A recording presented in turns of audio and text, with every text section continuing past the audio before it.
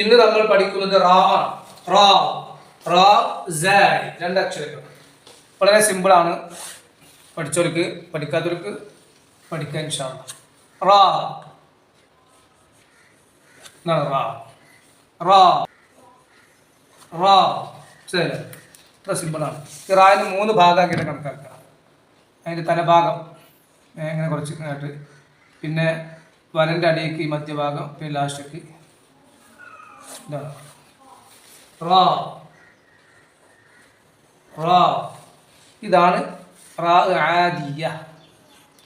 ആദിയ എന്നതിൻ്റെ പേര്. ആദിയ എന്നാൽ സാധാ റാഗ് എന്നർത്ഥം. സാധാരണ റാഗ്, അതാണ് ആദിയ. വേറെ റാഗ് ഉണ്ട് മക്ലൂബ. മക്ലൂബ എന്നതിൻ്റെ പേര്.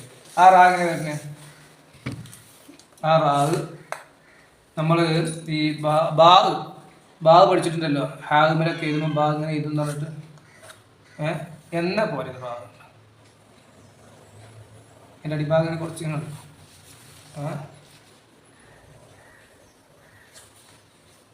റാ, ഇത് റാഗ് തന്നെയാണ്. ഈ 2 രൂപത്തിലെ റാഗ് കേട്ടോ. ഈ റാഗിന്റെ പ്രത്യേകത എന്ന് പറഞ്ഞാൽ, ഈ റാഗ് നമ്മൾ ഈ റാഗിന് ഇവിടെ പുള്ളിയിട്ട് കസട്ട ബി എന്നായി. അപ്പം റാഗിൽ ഇവിടെ നിന്നിട്ട് കണക്കാക്കുള്ളൂ. സായ ആക്കണമെങ്കിൽ ഇവിടെ പുള്ളിപ്പെട്ട സായ ആയി. അല്ല ഇവിടെ ഹർഫാക്കി കണക്കാക്കുന്നില്ലെങ്കിൽ പ്രശ്നമൊന്നുമില്ല. അവിടെ തന്നെ നമുക്ക് റാഗിന്റെ എല്ലാ കാര്യങ്ങളും ചെയ്യാവുന്നതാണ്. ഇപ്പം 2 ഐറ്റം റാഗ് പഠിച്ചു.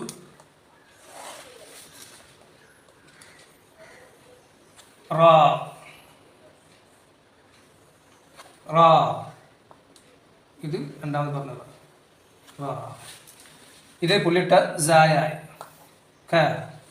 നേരത്തെ പറഞ്ഞ പോലെ ഇവിടെ പുള്ളിട്ടത് നാന്നാക്കിയാൽ ഇവിടെ സാന്റെ പുള്ളി ഇവിടെ ഉണ്ട്.